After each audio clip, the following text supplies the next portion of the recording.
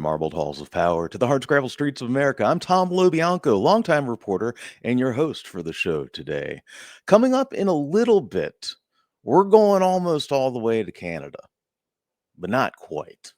All right. Hey, if you watch us, if you listen, you tune in every day. I can hear you guys thinking maybe it's time to go to Canada. Well, we're going to get close. We're going up to the UP. All right, the Upper Peninsula. Uh, got a dispatch from there. What's going on with the shutdown from somebody who's seen it firsthand? All right, we're going to do that later in the show. Reminder, folks, always sign up 24site.news. Drop me a note, Tom at 24site.news. We're here every day at noon, and the encore at Political Voices Network at 8 p.m. Let me know what you're thinking. If yesterday was wild and woolly. It's I between the Republican text chain and Sam Altman's plans for what Chat GPT can do for you.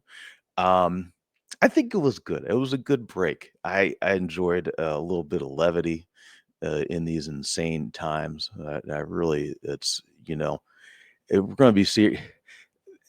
The news reality, that's plenty serious as it is. Okay, so I'm thinking about making that a regular thing, kind of break up the week. Let me know your thoughts on that. Let's do a quick news top. Speaking of serious, super serious. First up, I want to get to the world of crypto.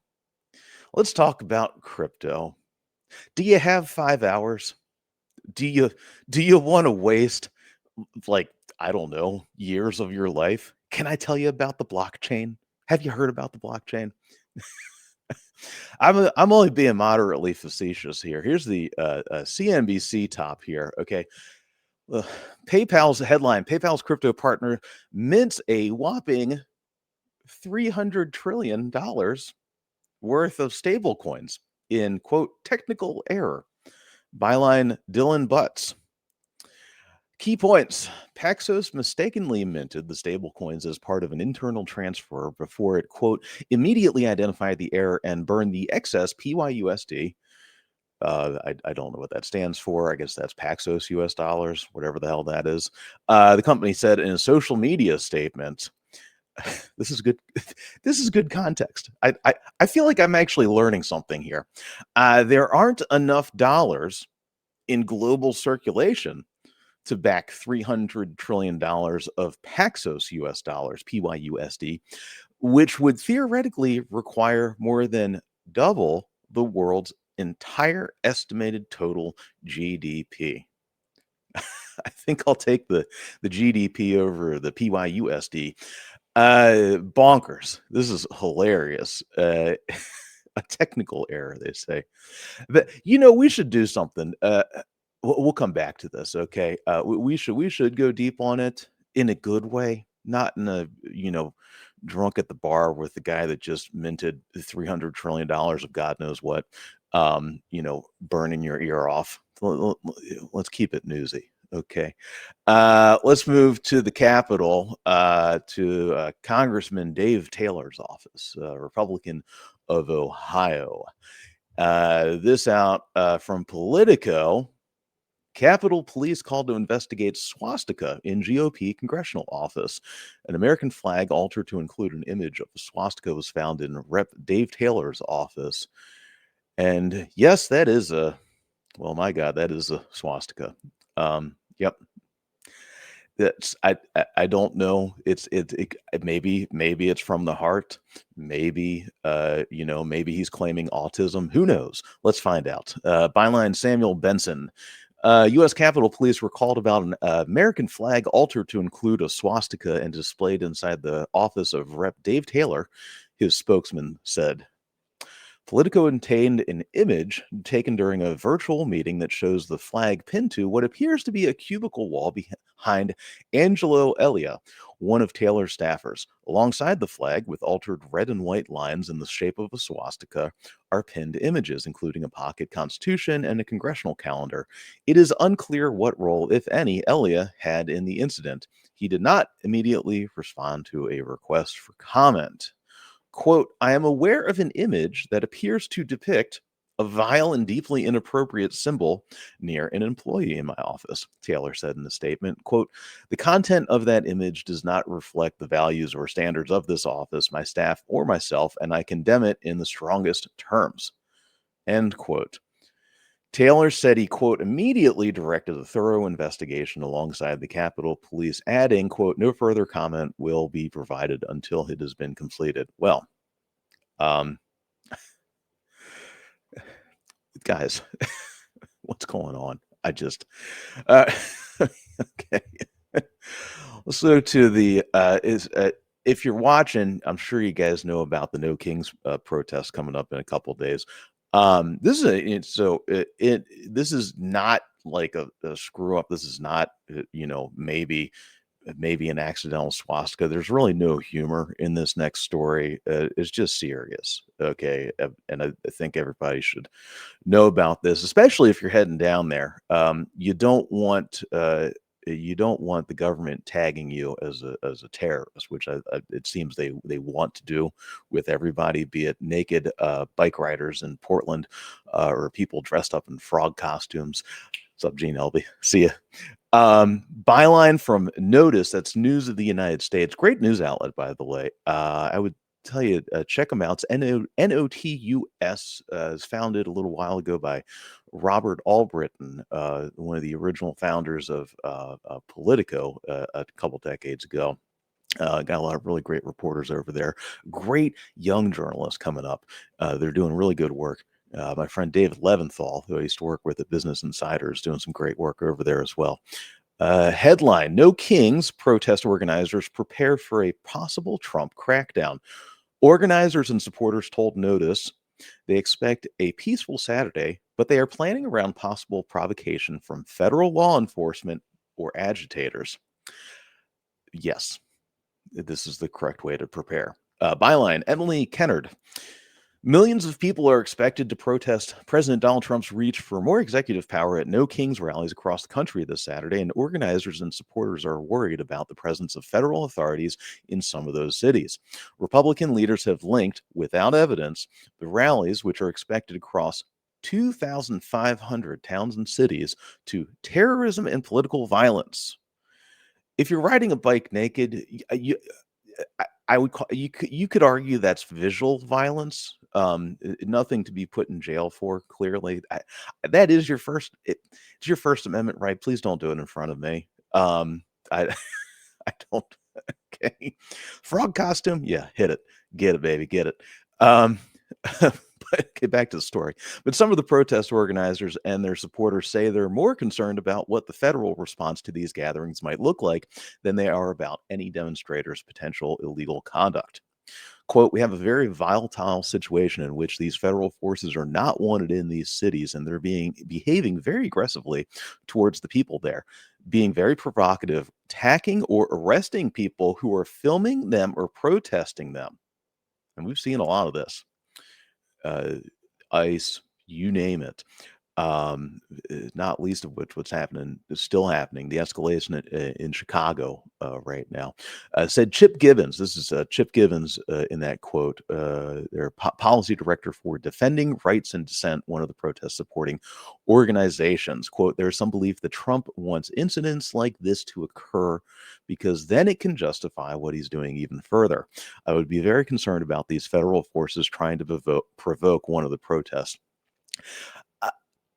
You guys probably know Miles Taylor, right? The guy that wrote the anonymous op-ed, then turned it into a book back during the first Trump administration.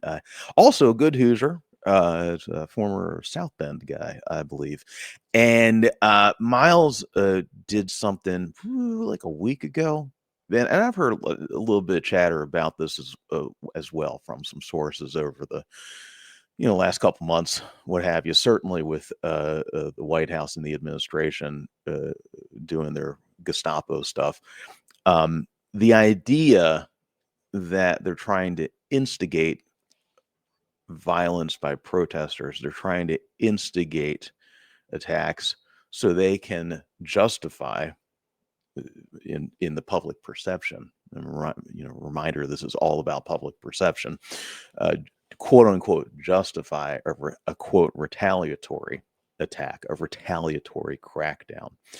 Uh, Smart folks from previous administrations, smart folks who work in national security have been keeping close tabs on this stuff. Very serious. And if you're going down there, do be safe, guys. Look, remember what MLK said.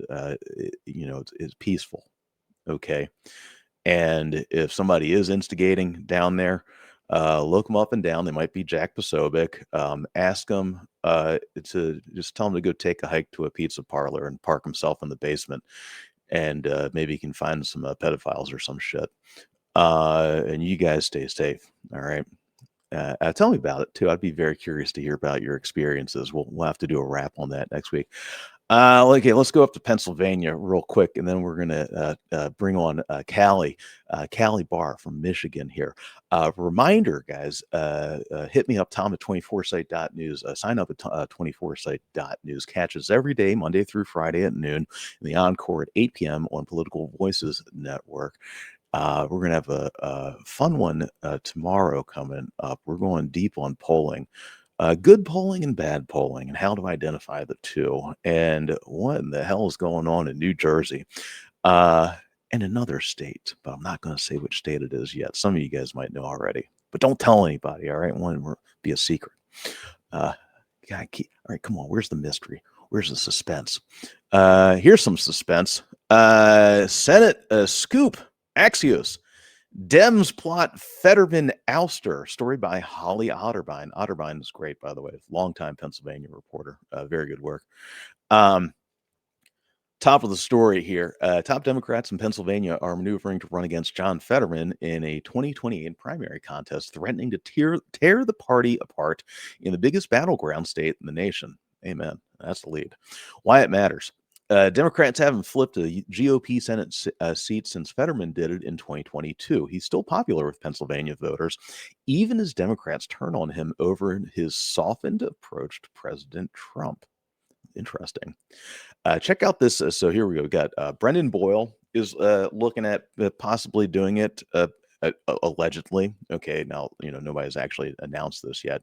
This is a quote according to multiple political insiders in Pennsylvania, and if it's coming from Holly, I would believe that. Her sourcing is great. Some other names being floated: Chris DeLuzio and former Representative Connor Lamb. Interesting. Boyle has been tagging him on TV and social media, calling him Trump's favorite Democrat. Wow. Boy, that's nasty. Oh, man. That's interesting. Connor Lamb has won the praise of progressives like Representative Alexandria Ocasio-Cortez for repeatedly attacking Fetterman, who beat Lamb in the 2022 Democratic primary. Wow, this is interesting. Asked for comment. Fetterman texted, "Enjoy your clickbait." Asked for a follow-up question. Fetterman said, "Please do not contact." Well, I think he got a story.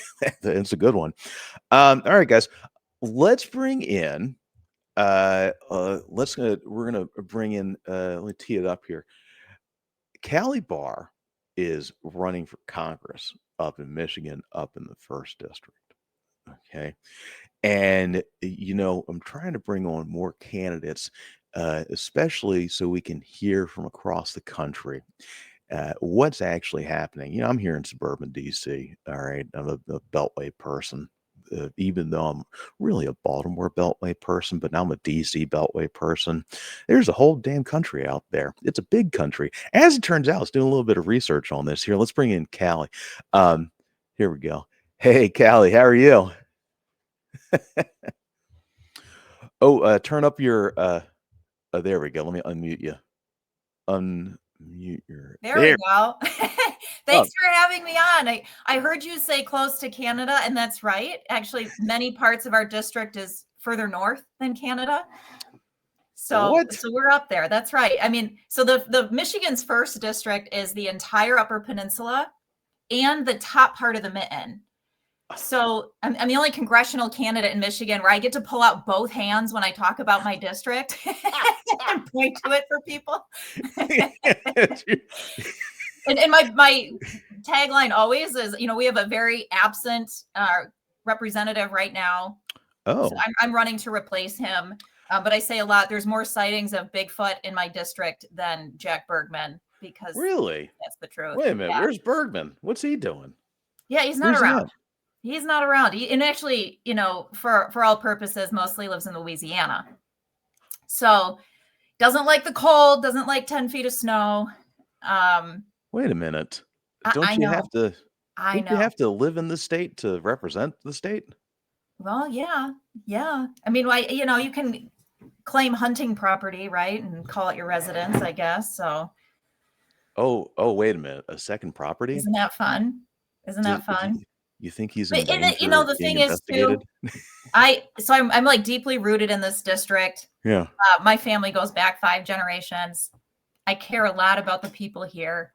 Yeah. And, we were talking a little bit about the government shutdown and what that looks like in places outside of Washington, D.C. Yeah. And, I can tell you in an area like mine, we actually have the second most in the state of Michigan federal workers, right? Over 8,000. Really? Wow. We've got national parks here that people like to visit. We've got fish and wildlife. We've got the Bureau of Indian Affairs, Bureau of Indian Education. We have 8 of the 12 federally recognized tribes in this district. Oh, interesting. And so a federal government shutdown impacts us. Even just this morning, I thought, I'm going to call. We have Sleeping Bear Dunes. We have National Park up in the Upper Peninsula. And, you're just going to get a full voicemail box.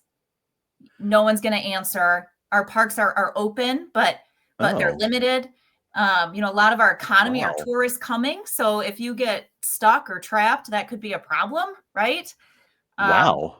Think about forest fires or our people that are just want to help and serve our country right now are federal workers, and they can't. And, one thing I really want to point out in places like mine, and I talked to a federal worker just a couple days ago.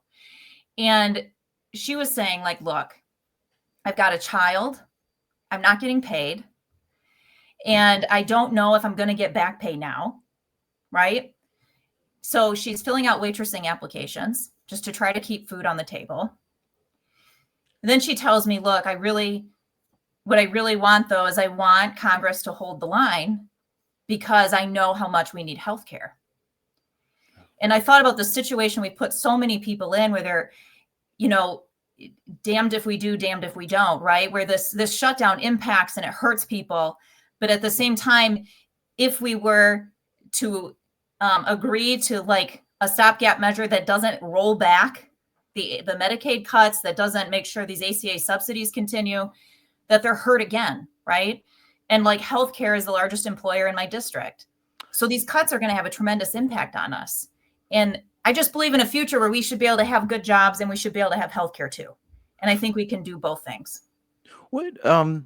What do you think? Because, some of these folks here, like Mike Lawler, I'm sure you probably saw that bit where he did the stagecraft of confronting, or quote unquote, confronting Hakeem Jeffries down at the Capitol with his own idea, his own plan, a moderate Republican plan for healthcare. I mean, do you take that as a good faith effort? Because there are, still a number, I mean, maybe 7 like moderate Republicans still in the House of Representatives, and they do vote with Democrats periodically. I mean, do you take that as a good faith effort? So I don't know what was presented. I'd have to look at that. But I do know that the 2 things that have been offered, which are continuing the ACA subsidies and rolling back the Medicaid cuts, seem very basic to me. That these are things that we can do. And I think there's always room to talk about what else we can do for healthcare. We can talk about pharma. I mean, there's a lot we can talk about. But these 2 things we know we need to continue, right? Medicaid cuts, as we see them for rural areas like mine, are going to devastate rural hospitals.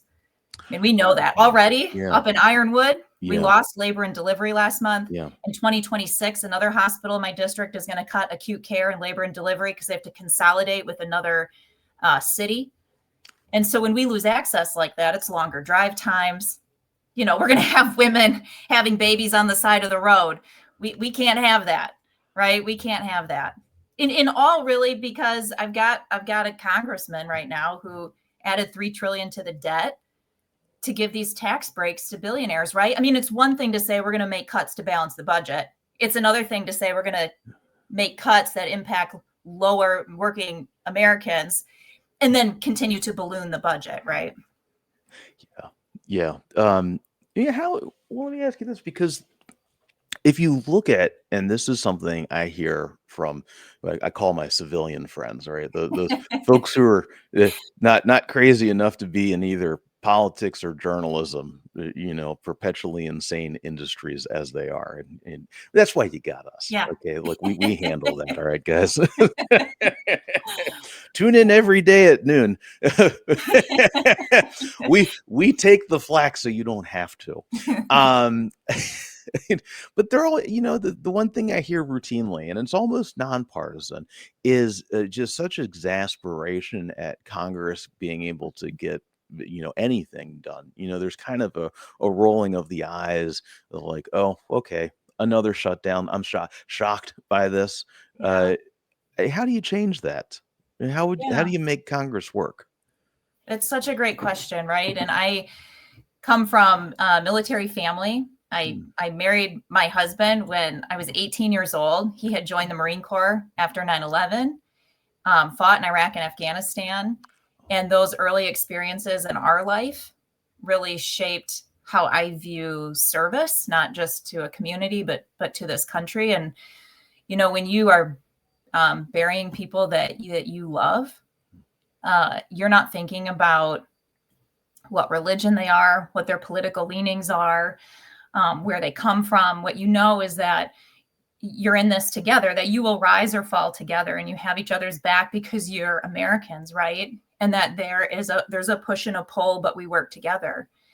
And right now in this polarization that we're in, we need to come back to that place where we see each other again, where we have that understanding that we're in this together, and we won't always agree. But what we have to do is be able to agree to disagree sometimes. And this zero-sum game that we play is hurting all of us. And I just feel like right now we're at a place in American history where we are asking ourselves an essential question, which is, what does it mean to be an American?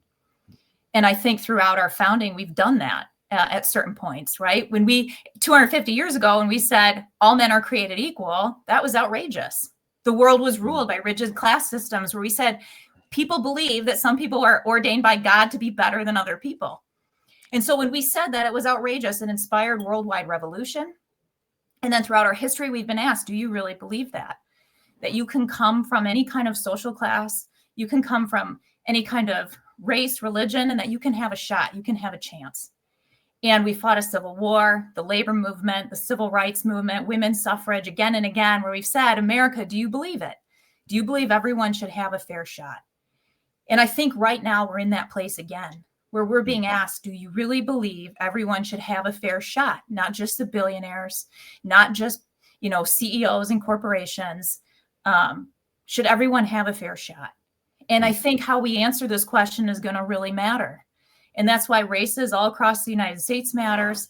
It's why how we look at each other matters, because we've got work to do to have a future where we all can just have a shot, where we all can have healthcare, right? A job that pays. I had on and folks, if you're just joining us, we got Callie Barr. She's okay now. Is it Traverse? Is it? I'm sorry. Traverse What's your home? City. Yeah, Yeah. that's Okay. where I live. That's right. Traverse City. Grew up Traverse City and Sheboygan. Actually, neat Okay. fact, I married my husband out of Sheboygan High School, the same high school my parents met and got married out of, and my grandparents. So deep roots in farm country. Yeah. Guys, she's a local. Yeah, very much so. Very much so. Actually, my husband's family goes back like 5 generations. So when we started dating, it was like, check the family tree, like. And I wish that was a joke, but that's just like reality. And anyone from a small town knows what I'm talking about.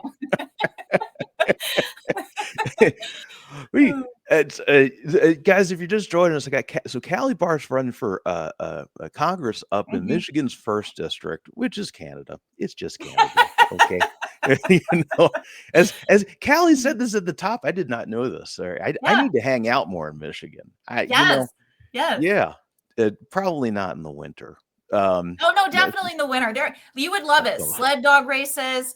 We oh have yeah. parties on the ice. Like the lake freezes over, people drive their trucks on the ice. I mean, oh yeah, it's Oh, fun. Ice what? fishing.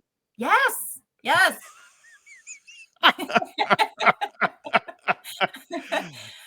You know what? That's Laugh. it. We're doing a redneck tour. That's I got family up in Dundalk. I know how to load up a pickup truck. Okay. Oh yeah. um Mm. check uh Tom24site.news if you got questions. If you're with us live right now on Substack and YouTube, drop in your comments. Ian Walters is on the board. If he's here, he'll gather those up. We can hit those up. I gotta this is really random. Okay. Mhm. Um oh hey, here, I'll throw this one in here real quick because this is Gene Elvey. Hey Gene, what's up? Gene Elvey says democracy is supposed to have friction, push and pull, and debate. So this is Mhm. yeah, yeah, yeah. That's right. Um, And one thing about that I just want to comment on, and it's mm, something that has really, I mean, should bother all of us, is that even when I have worked to talk to folks who are being impacted right now, mm, whether it's by tariffs or the government shutdown, what's happened increasingly is that people will tell me their story or mm, what's happened to them, but then they don't want anyone to know their name because they're afraid of reprisal. They're afraid of a government coming after them. mm, And when you have this chilling effect of speech and people not being able to speak truth, mm, it impacts that very thing that you're talking about, which is that push and pull of democracy, that ability to be able to debate based on a shared set of facts. yeah, And if we can't have shared facts, it's really difficult to engage in debate. And we can't have truth tellers who can say, hey, here's what's happening to me. And we need to be able to do that without fear. yeah. It is. There's a part of me I never thought I would look at Jimmy Kimmel as a hero. And here we are, because I mean, I grew up, I'm 43. So, Jimmy Kimmel, I remember, was on the Man Show on Comedy Central. So, it's like not Jimmy Kimmel statesman. Although, you know what? Yeah. Everybody rises to the occasion. And boy, did he. It really felt like a moment. I think absolutely it was a moment. And there is a difference. I want to be really clear about this because I saw folks saying freedom of speech is not freedom from consequence. That is true, but there is a difference between that and freedom of speech and a government coming after you for it. And so I think that piece for some folks was missing, which was understanding that the Jimmy Kimmel, what happened there was a government getting involved and coming after someone. It wasn't like some type of cancel culture, right, that we might think about. This was something very different. And that's why to see him reinstated, I think, was a very good thing. That's right. Yeah. This is here's Jeannie Elby writes, and this is I love this book, by the way. Great recommendation of American Nations by Colin Woodard. Such a good book. Oh, I've not read that. Oh, it's amazing. It's great. That's Thank like my you. Bible. We had Matthew Taylor on the program a couple days ago. I was talking about how I'm a bad Catholic, and even worse. So this, as part of my continuing heresy, I will now cite a secular book by this guy Colin Woodard. It's brilliant, actually. It's a great book. It's so good. Justina Holofka writes in, Callie. Yes, that's like 8 exclamation points. Yeah, get it, Justina. And 3 big hearts. I got a question for you about ice cream. Now, Ice cream? so is Mackinaw's in the 1st district, right? Yes. Okay. Well, I'm surprised you're asking me about ice cream though, and not fudge. Oh, wait a minute. Wait, is that your okay? Wait, Yeah, which we one do should ice cream, but like fudge is a big thing. I mean, we do fudge. We do fudge on Mackinac Island. right. We do a lot of fudge up here.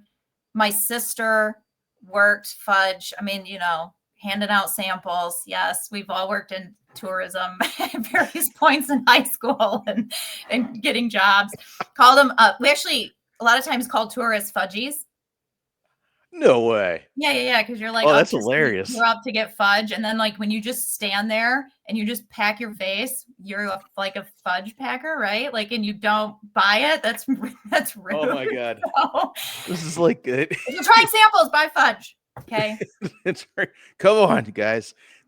It's like storming the local Costco for lunch. You know. Okay, but I'm sorry, I interrupted. What was the ice cream question?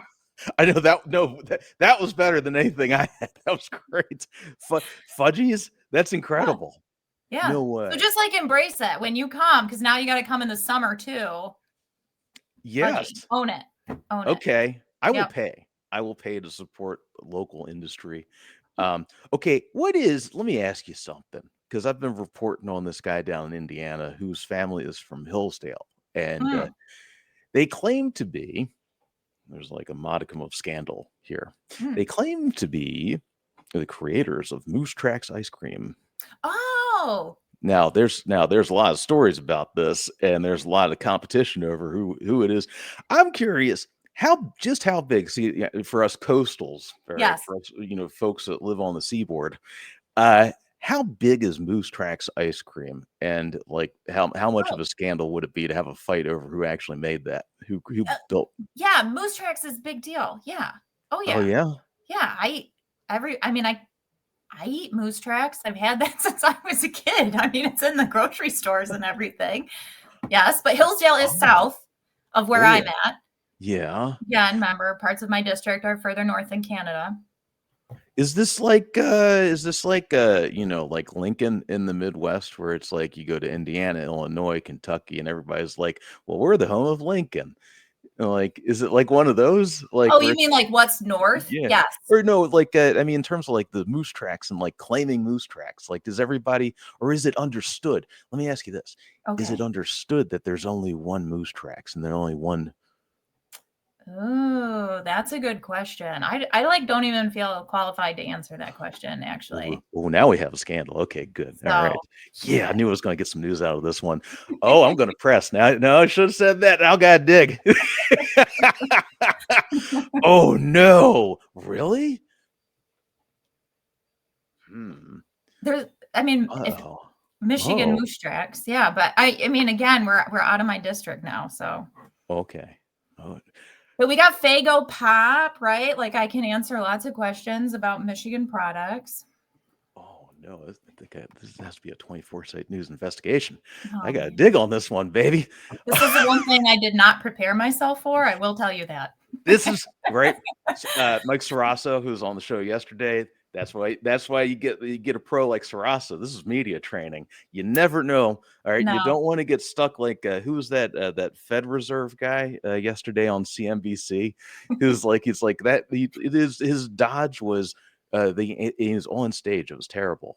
It was like, he's like, well, that's above my pay grade. It's like, you're literally like you're a member of the reserve board, my man. No, that is your pay. It's like, my favorite is the pretend glitch. Like,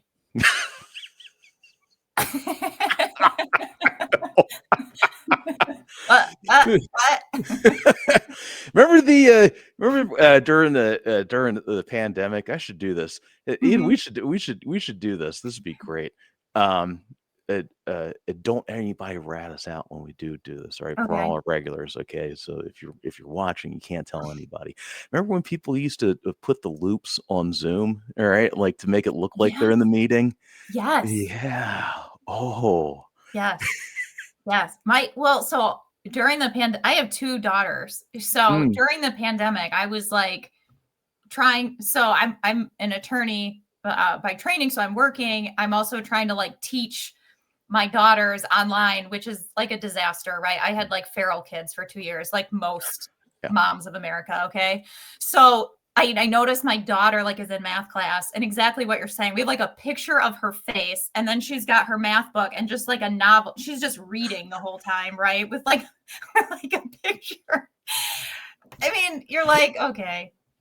Whatever. I don't I know. did, Don't be a kickers- rocket scientist because we've lost all fundamentals. I don't think we'll ever get them back. This is how old are your kids? So now 14 and 11. So wow. Freshman year of high school and now 6th grade, which is middle school. So these were big years. I mean, Oh yeah. my youngest stayed up till midnight, just like learning how to open a locker. Oh wow. Right? Because like you can't be Jeez. stuck trying Yeah. to open a locker in middle school with kids Oh walking yeah. by. I mean, That's that's I yeah, don't know. that's a That's war bad. zone. Yeah. That's bad. And then I was trying to help her, and then I was having a hard time remembering, so I think I just confused her. I was like, left, right, left. No, right, left, right. I don't know. Figure it out. 9. See, my kiddo just turned 9 today. Happy birthday, Bean. Ah, happy Yeah. birthday. And I will tell you, that's the age when they start getting smart. And then when you're telling a story about your kid flipping the book, I'm like, I'm Yeah. starting to see a little bit of that. Oh yeah. They get clever. Still They sweet. do. They do. Still very They get sweet. clever. Yeah. My girls are hunters too. My youngest just got a Really? 5-point buck yesterday, which what? was really exciting for her. She does crossbow and yep. What? Wow. So they're tough little women. Wait a minute. What does it take to like shoot a deer with a crossbow? Yeah. That sounds hard. Yeah. And she's tough. She's Oh, tough. But you know, wow. dad Marine, you know, he didn't have any boys and Oh, it's a okay. so I mean they grew up like hunting, fishing. Wait a minute. So did you say crossbow? It's a crossbow, is that right? Or is it a compact? It was a yes, crossbow. Okay. Yeah. All right. It's now okay. Yeah, I need to. Okay, I'm gonna do. Ian. We're gonna do a producer. Ian. We're gonna do this. Okay. We're gonna do a country living segment. All right. Yes. Yes. Yes. Well, it's different, right? Like my oldest, I remember she got her first deer, and so Matt, my husband, he processes all his own meat, right? Like we don't send it in. He does it. What's up? Girls Awesome. help him. Like there's a lot of respect for the animal. You know, we eat it. I mean, Yeah. so the girls are helping, you know, do everything, every part of it. And then my eldest went to school and was showing some kids like how you process a deer, but she was like using a stuffed animal because she was, I don't know, she was like maybe 6th grade or something. And so the teacher called me and she was like, I really need to have a conversation with you, right? She wasn't from Northern Michigan, and I was like, "Oh no, that's not what you think." Like this is. She was just with her dad in the garage, like processing a deer, not future serial killer. Okay. Oh, that's great. Country living, yes, I'm all about it. How do you know, Callie? Let me ask you something because this Yeah. is something I've been wondering about a lot. And guys, if you're just joining us, got Callie Barr, Democrat candidate for Michigan's first congressional district, way up in the north. That's 2 hands Yes. on the map. You That's got it. yeah. You got it. How do you communicate with voters? Because this is like this was the conundrum coming out of the last election. Yeah. How are you addressing this?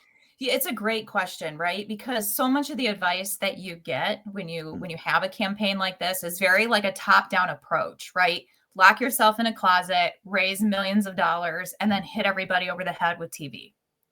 And I'm not saying that doesn't reach people, right? Of course it does.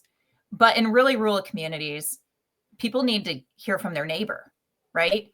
And I suspect that that's way more important than a 30-second TV commercial. And so I ran last cycle, right? And I was like kind of the first, actually I was the first woman Democratic nominee in the history of our district. So that was cool. And the first one in a long time, probably 6 or 7 years, I got on TV to even just give a message, right? And that's the other thing. A lot of these rural areas, we just have messaging vacuums. We haven't had people talking to people. So that was really important. And we saw we carried 30 counties from the last presidential to 2024 that we actually shifted left in a lot of our counties, 21 of them, and 3 of them we held the line in an environment where nationwide we went about 5 points further to the right in every county. So that was good. But running as a second-time candidate now in this environment, what I've done is just go way more into field organizing. That means breaking this huge, massive district up into regions with field captains who are recruiting volunteers. I call it Amway for good. And really getting people to have their mail-in ballot, right? So they can mail that in, and really build a grassroots effort, a movement for people to be engaged and involved. That means going to football games, going to farmers markets, wearing our merch, talking to people. I don't think we can underestimate how important that is. And I think we've been just paying a lot of lip service to this type of organizing instead of actually doing it. And what I mean by that is you will see like, hey, I'm a grassroots candidate because my average donation is $20. That doesn't mean anything. It means you have an average donation that's kind of low. It could be like people from all across the country and no one in your district, right? It doesn't tell me your volunteers on the ground, who's showing up for you, who's talking about you, who's amplifying your message, who's like the person in town, in that small town, who's the activist, right? Who's on your team and knocking doors.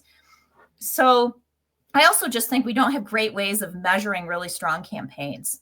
And so I am running this campaign in a way that I think is impactful. I think empowers people to organize, to talk to their neighbor. And especially right now in a time when people need to do something, when they need to feel empowered, when they need to know they have a voice. Because I can tell you being locked in a closet and just raising money does not do any of those things. I'm not saying it doesn't matter. It does. Everyone listening, I need your money and I need your help always, because it will help me pay staff and message. But what I'm saying is that too much of politics has become transactional and not relational. And it is my goal right now to make this relationship based, because that is what matters. And it's what gets us to talk to people. You know, you got to meet people where they're at. I've gone to biker rallies. You know, I go places to see people. I had a guy, I was at a biker rally and he goes, what are you, Democrat, Republican? And I always say I'm an American first, right? Like, let's center ourselves, but I'm on the Democratic ticket. And he looked at me and he looked around and he started laughing and he goes, girl, I'm going to vote for you because you had the balls to show up here. Right. And then he's like, let's take a picture because I've never met a Democrat. And I was like, yes, you have. Right. You have. You just don't know it. Right. Because we're not having conversations we should be having. Wow. When I was doing the research on my Pence book years ago, and I did not appreciate this before, how often big names, especially in Congress, people go on to major careers. Newt Gingrich, for example, like half of the Tea Party in 2010, that Tea Party wave, are people who have run it's like their third time running. And so, Mike, what did you screw up the first time that you learned? And what's like the biggest lesson from last year? Yep. That's a great question. So it's what I'm hitting at right now, which is getting this organizing piece and getting it now. So Michigan has a very late primary. The primary is in August, and then ballots are mailed in October. And so there is sometimes this hesitancy to wait to get more people on board after the primary, and that's not enough time. It's just not. And so starting now is really, really important. So that's a number one, is just, it's that. It's also trusting yourself. You know, I, as a first-time candidate, I can tell you there were times when you do like this whole media prep thing, and folks will tell you, well, don't say something this way, maybe say it this way. And it can chip away at your confidence. And this time around, I'm me, right? And I think that we shouldn't, like, I don't know. I think there's this tendency sometimes to just be too careful. And this is a moment that this is an all hands on deck moment, right? This is an all hands on deck moment. Like, our democracy's on the line. We've got people that are scared. We've got people, like, this is a time that we go all out. And so I think I have a lot more confidence this time around as a second term candidate. And I think that's needed. Yeah. Yeah, the ability to just feel Cut out comfortable. the noise. It's the Yeah, ability to cut out the noise. yeah, It's to cut out the yeah, noise yeah. and find That's your people, because you will have people that say, I want you to talk this way.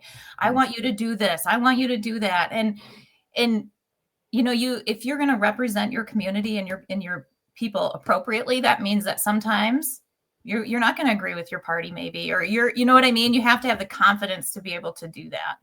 yeah. Yeah. I'm gonna ask you a wonky Yeah. question. How's the quality of the walk list? Because there's all these Mm. concerns about NGP van and like the accuracy of the data. You heard these horror stories last year. I have Reed Galen comes on regularly, and he was doing walks in suburban Philly, and they were supposed to be purple districts, but it was like red hats everywhere. And they were working from a shit walk list, like, it was terrible information. What are you running into? What's So your experience? yeah. So yes. And because of that, this time around, we are actually using a different software. I have Hmm, Van, which I have that to look at, but I also have a guy in my district, Bob Chun. Bob, there you hmm, go. I'm going to put your name out there. Who created his own software, Wave Michigan, where he is working to have really accurate, up-to-date data, specifically because of this. So we have two platforms that we're using now to make sure that the effort and the time that we put into walking, doors, mail, whatever, that we are using the best data that we can get our hands on. oh, yeah, right on. Mhm. Interesting. Yeah. Yeah, that's really boy, I keep wondering what it's gonna take for the Democratic Party way up top here, the Yeah. capital D party to work on that, because that's the lifeblood. We used to go back and forth like, you had '04 Rove micro targeting, you had '08 Obama like nano targeting, you had I don't know, was 16. It wasn't the Cambridge Analytica, but it was definitely like a part of that.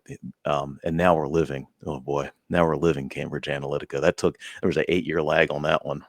Jesus, oh man, Yeah. yeah. Well, That's yeah. the other thing is, I think some of our ideas are like our media continues to be, we get our media from a lot of different sources, right? Which Mm, makes it harder to reach people too. Because it's like, is it, and even just look at our social media platforms. It's like Facebook, Insta, is it TikTok, Snapchat, Substack, like on and on and on and on and on, right? And then we think about streaming services or broadcasts, and then in my district, a quarter of my district still doesn't have the internet. So, right? So then we're still looking at radio and the penny oh, saver and the newspaper to help inform people. And so we have to be versatile and be willing to be creative in messaging. And that's another way in which this campaign this time is different, because I know this district and it is different, right? It's not just TV. It's not like a urban area, right? We have people who drive an hour to work every day and they're going to listen to the radio, right? Or they don't have access to the internet. how are you? How effective is direct mail? You know, I I think I think it can be, right? Yeah. But like and I think particularly could be. We have an older population. Hmm. So that's part of it, right? We have an older population.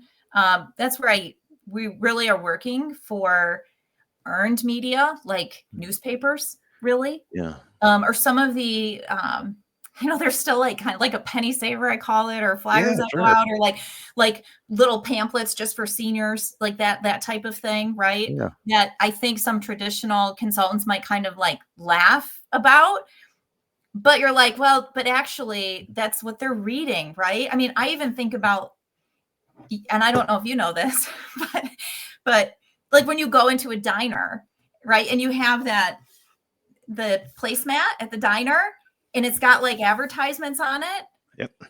right? Like Yep. that's another way to talk to people, right? Or the board where you put the cork board. I mean, there's a lot of ways to think about reaching people. I mean, now you got me thinking about marketing and the 24 site news right on the in the Greek blue and white, around the edges.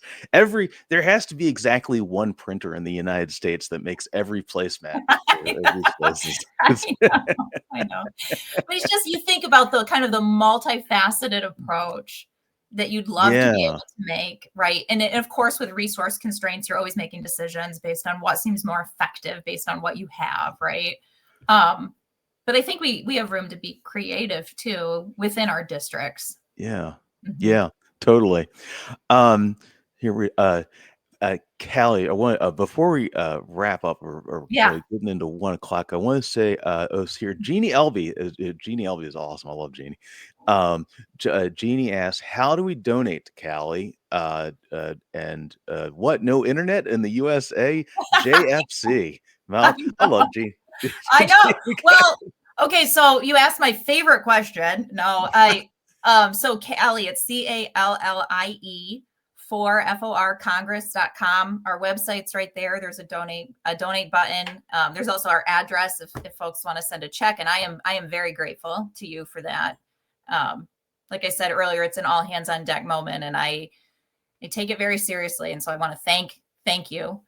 And yeah, I mean, the internet is a big problem, right? Because we also have AI that's coming, right? I'm always looking at my door, like, is John Connor just going to come running in at any moment? I don't know. But what I do know is John Connor's not going to know a whole lot about the Upper Peninsula in Northern Michigan because it's being fed data from people who have the internet. And that's just not, it's not okay. When you think businesses and schools and, remote work, I mean, it's unexcusable to not have this. And it kind of shows the neglect of areas like mine where you don't have representation, right? So This is, what is this, like Terminator 12? yeah. You're gonna have to walk them out in the middle of Lake Michigan, right? It's like Well, if it goes down, you know where to go. Come up here. that's right. Callie, thank you so much. This was great. Yeah. Thank you. I really appreciate you having me on. And to everybody listening, just keep the faith. I see goodness every day in the people that I meet with. And I think it's so important to remember that I just last night went to a welcoming home for an honor flight from veterans from Vietnam and Korea and World War II. And I thought about these folks coming home. Some of them were crying. They'd never gotten a welcome home before. And it just reminded me that we can come together. We can heal. And so keep the faith in ourselves and each other in this process. And I know it's hard right now, but I think we have hope when we see all the people here, when we have Thom. So Thom, I want to thank you for the work you do too. Happily. We're all in this together. Everybody. That's right. Yeah, awesome, Callie. Thank you so much. Thank you very much. Yeah. I'll ping you. I'm a little reticent on winter, maybe fall. Okay, I don't. But we're already into October. I might wait till the spring. I'm not gonna lie. I'm We have sorry. fall colors in the fall. See, so like I will give you a reason for every season why it makes sense to come visit. This is why you're a good candidate. Yes. Thanks, Callie. Thank you. That was great, guys. Love this. That was so much fun. Thank you, guys. Everyone, man, I love it, Jeannie. We got to figure out some way of properly streaming the Substack and the YouTube together. It's every day is a learning experience here.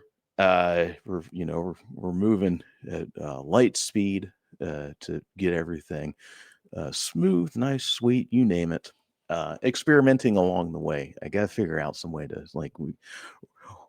every day is a major improvement. And thanks guys for being here. It's a lot of fun. I like getting the questions from the crowd. By the way, if you haven't, you should really check out American Nations by Colin Woodard. Jeannie recommended that, and it's great. It is an incredible book. So Woodard is a long time So it's Woodard, like it's like Woodward without the extra W, Woodard. And Woodard is a longtime a journalist. He's now up in Maine, I believe. I think he might be running for Washington Monthly. And he did this thing about a decade ago. It's a tract by tract county demographic census data reporting. And what he did was he went all throughout the US, going back to the earliest numbers he could find in the 1600s. All right.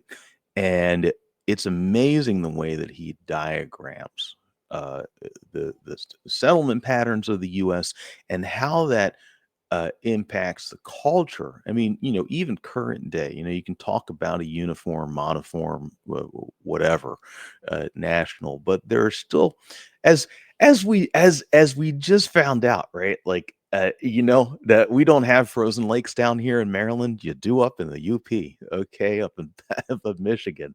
All right, I don't. I'll buy some good clothes. I'll buy some good something warm, all right, and good boots. And maybe we'll do that winter trek. All right.